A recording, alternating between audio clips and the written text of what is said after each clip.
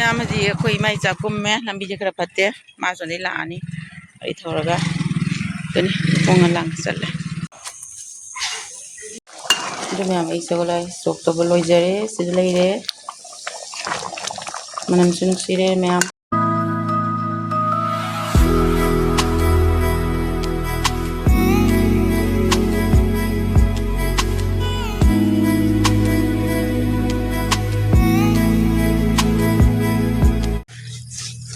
Hai ma'am.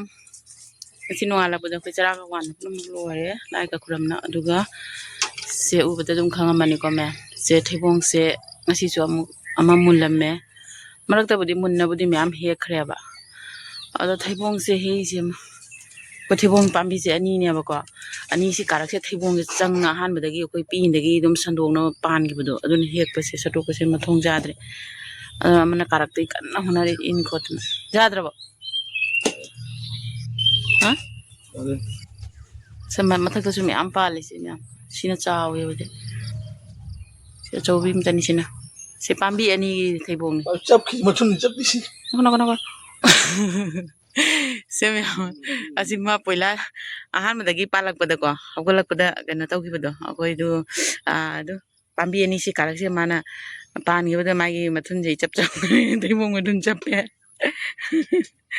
Asing sai in na hunari mai tagi ma'am Tuni ma'am howdy how ko ma chap chara ju how ro poni theibong se ma'am silai re secret chap khre mong se u ani karakter se chap khi se ado ngarang je mamuli tra ngarang je humuli ro ji no sidodi theibong ye jam chaning dre ma'am maru kono ki tani hinjang gi maru tu tani jeng se mama manung de ma he kele be jeng sila oh sai tin tin jeng ba mun ban nam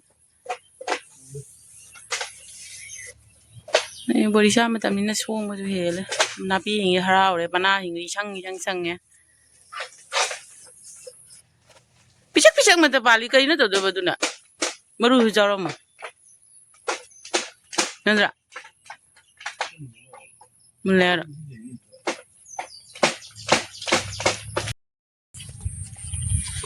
ado ma'am hoji eki thabaka lore da theibong su he khona ana taw lore ko theibong su he me chara wana lore ado punga bandara ta salle da hoji no to majar chalu ge taw bani jikta thori nei chan pi di porok trai chan pi them na tharame dane ma'am ada ngasi president ina dum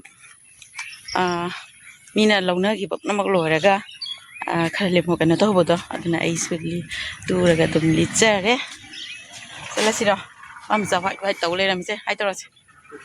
Yang ni? Hai. Chatlure ke haji ma'am. Ma'am, sekali juga ngasih weather sih di nusa de nong baik kok. Nah, sudah mencapai dan nong senang ngasih senang dua orang ni.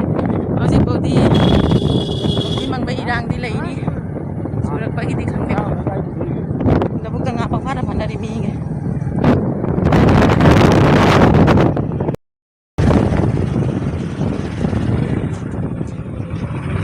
Terus, semi aman chatliye ko. koru ke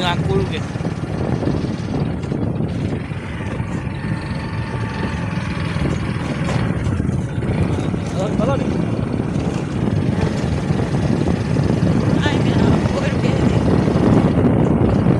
Wala suno ay satu yang sabi de ma'am.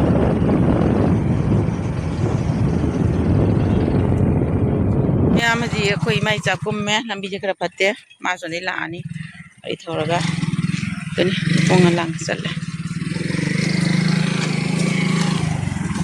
thura ba ma'am lambi je phajadra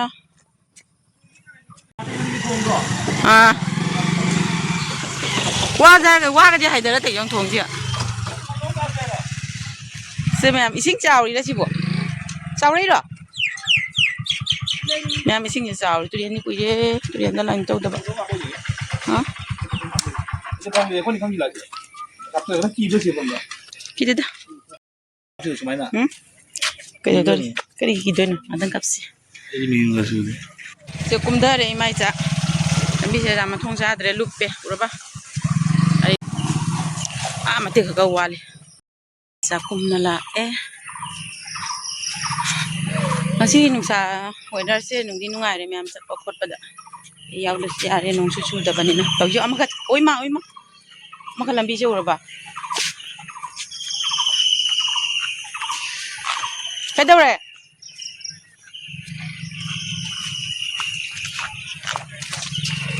An grema. Jong na kan lan na chakre. Kani phibam jam phate ko myam. Adu myam sumane chitke taw. Si singi uraba se. Kari chakhi beno mauri. Si matek je kusang amni je. Cha.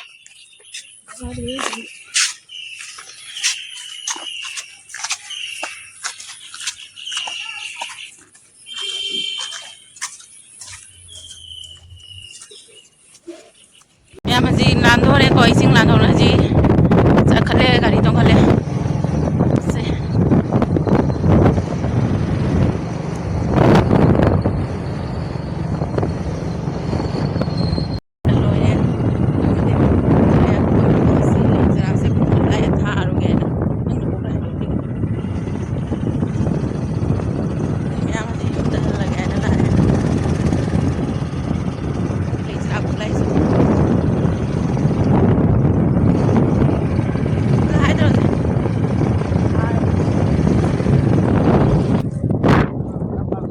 Lagi dia, cik mulai. Oh, apa sana dia curi pakai demi tak tahu. Kang dia tahu. Saya memang nong tahu itu apa.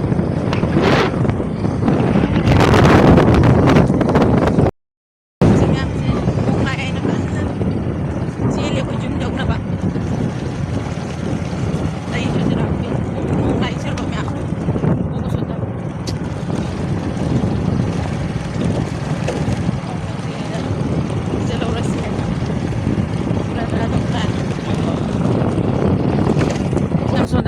Nong lạc với phi băng, đây là có một tầm đi kèm phải rất là mẹ, hồi đã đưa nong hay khoai nè, bây giờ gì nong lạc với phi băng gì rồi đấy, chết con, nó tự nhiên nhá, nhiều nhiều nắng hồng cái đó, thằng người băng, nhiều rồi đấy, mẹ em nhiều đấy, chúng ta đi nhiều đấy, đôi khi nong chút tạt thôi, nong sẽ đi, cái đi chỗ này hay tay, căn bati bati nè tiệp vào, nhiều đi hầu đấy.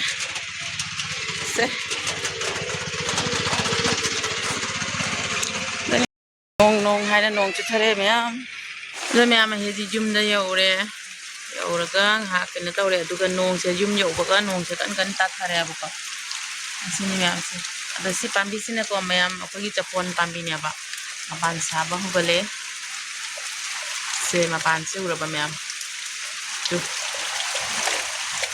dele tu sila susare sila sumasare adani myam di nong kana churi nong sumu na lai seura ba myam aduna nong kana chudi mang da de khoi jumda yoba nam hore myam kari madi ta hodre myam ngasi sagolawai thongge tawri barogi chak thong matam yore myam ado siting na tharamani ekdagi chamuge tawbani myam doni asigi barogi sagolai oine charani ngasidi myam aji sagolai thom dari bokra sange tawbani dari bo sina anjumdagi borak pari bob to ne bako adoni adu myam hari bob se ina han bada khara mache khal logre ado haji ngasi sagolai thom bada khara hapani ado hinjang di thong ba hogale no ngasi samjenam jule lure to han bagi sing sina chamage mathang dam phajana chamage mai sagolai keno tawdingi da munjingi da si alu macha khara ga ngupsa logre bako ado sida leire munna di lore leire sok tawna ba nong chu kan ju thare se myam ai ku ha ku di hangbire ado myam ai sagolai sok to boloi jare sida leire manam sun sire myam ini ngasi ge isa dok sagolai thongba sida leire ado myam chak chu lore thirage tore do hinu ama su khop chale bako chak cha lore ga dum cha bagi hinu ama sini myam ꯑꯗꯣ ꯍꯧꯖꯤꯛ ꯆꯥꯛ ꯊꯤꯒꯦ ꯇꯧꯔꯦ ꯁꯤ ꯃꯌꯥꯝ ꯊꯝꯁꯦ ꯑꯩꯈꯣꯏꯒꯤ ꯃꯣꯔꯣꯛ ꯄꯥꯝꯕꯤꯅꯦꯕꯀꯣ ꯑꯗꯣ ꯃꯣꯔꯣꯛꯁꯦ ꯑꯃꯨꯟꯕ ꯃꯌꯥꯝ ꯌꯥꯎꯔꯦ ꯑꯗꯨꯅ ꯑꯩ ꯍꯦꯛꯄ ꯂꯥꯛꯄꯅꯤ ꯍꯥꯏꯗꯔꯦ ꯁꯤꯁꯦ ꯁꯤꯒ ꯈꯔ ꯍꯦꯛꯄꯅ ꯂꯩꯔꯦ ꯒꯤ ꯃꯣꯔꯣꯛꯁꯨ ꯌꯥꯎꯔꯤꯁꯦ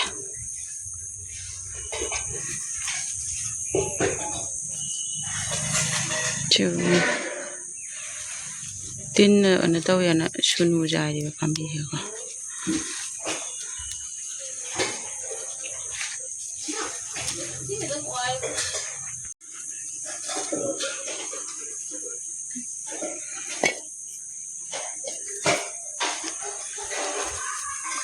ꯁꯤꯁꯨ ꯄꯥꯜꯂꯦ ꯌꯥꯝ ꯃꯨꯜꯂꯝꯃꯦ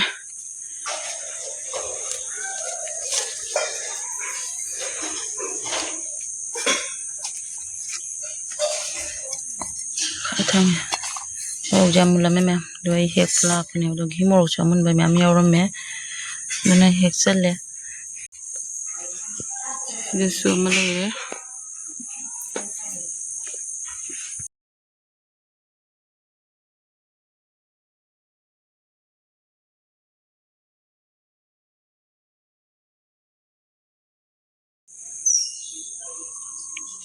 ꯃꯌꯥꯝꯁꯤꯗꯒꯤ ꯘꯤ ꯃꯣꯔꯣꯛ ꯄꯥꯝꯕꯤ ꯑꯃꯁꯤꯅ ꯃꯄꯥꯟꯗꯤ ꯈꯔ ꯈꯔ ꯁꯥꯏꯔꯒ ꯀꯪꯂꯤ ꯀꯪꯂꯤ ꯇꯧꯔꯦ ꯑꯗꯣ ꯁꯤꯗꯁꯨ ꯑꯩꯅ ꯑꯃꯨꯛꯀ ꯊꯥꯗꯣꯛꯄ ꯂꯩꯔꯦ ꯆꯥꯎꯔꯤꯁꯦ ꯃꯌꯥꯝ ꯁꯤꯗ ꯂꯩꯔꯦ ꯑꯩꯅ ꯊꯥꯈꯤꯕ ꯘꯤ ꯃꯣꯔꯣꯛꯁꯤꯡꯗꯣ ꯁꯤ ꯆꯥꯎꯅ ꯃꯅꯥꯒꯗꯤ ꯐꯖꯔꯦꯕꯀꯣ ꯑꯁꯤꯅ ꯐꯖ ꯈꯜꯂꯨꯔꯒ ꯃꯈꯣꯡ ꯇꯤꯟꯅ ꯆꯥꯊꯣꯛꯇꯅꯕ ꯀꯪꯁꯤꯟꯗꯅ ꯑꯃꯨꯛ ꯅꯧꯅ ꯍꯦꯟꯒꯠꯂꯦ ꯁꯤꯅꯤꯁꯦ ꯃꯌꯥꯝ ꯁꯤ ꯃꯌꯥꯝ ꯉꯁꯤꯗꯤ ꯂꯤꯆꯥ ꯊꯣꯡꯒꯦ ꯇꯧꯔꯦ ꯅꯨꯡꯗꯥꯡꯒꯤ ꯉꯁꯤꯗꯤ ꯋꯥꯔꯦ ꯆꯠꯊꯣꯛ ꯆꯠꯁꯤꯟ ꯇꯧꯕꯗ ꯑꯗꯣ ꯉꯁꯥꯏ ꯍꯜꯂꯛꯄꯗ ꯑꯃꯨꯛ ꯅꯣꯡꯗꯤ ꯅꯪꯉꯛꯇ꯭ꯔꯦꯕ ꯅꯣꯡ ꯈꯔ ꯈꯔꯗꯤ ꯅꯪꯉꯛꯏꯗꯣ ꯄꯨꯔꯥ ꯅꯣꯡ ꯆꯣꯠꯂꯛꯇ꯭ꯔꯦ ꯑꯗꯨꯅꯤ ꯃꯌꯥꯝ ꯏꯆꯥꯅꯨꯄꯥꯁꯨ ꯍꯌꯦꯡ ꯃꯥꯒꯤ ꯀꯩꯅꯣꯗ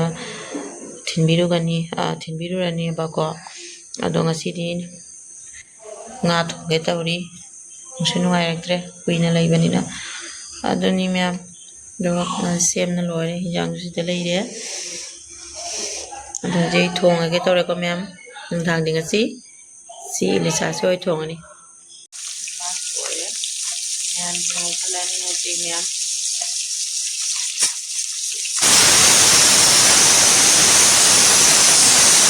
ꯃꯌꯥꯝ ꯍꯧꯖꯤꯛ ꯍꯤꯟꯖꯥꯡ ꯃꯍꯤ ꯍꯥꯞꯄꯦ ꯍꯤꯟꯖꯥꯡ ꯊꯥꯡꯗꯕ ꯃꯇꯝ ꯌꯧꯔꯦ ꯃꯌꯥꯝꯁꯦ ꯃꯅꯝꯁꯨ ꯅꯨꯡꯁꯤꯔꯦ ꯉꯁꯤ ꯂꯤꯆꯥꯁꯤꯗꯤ ꯍꯥꯎꯒꯗꯕ ꯃꯑꯣꯡꯁꯨ ꯃꯥꯜꯂꯤ ꯃꯌꯥꯝ ꯁꯦ ꯃꯍꯤ ꯍꯥꯞꯅ ꯂꯣꯏꯔꯦ ꯁꯧꯔꯦ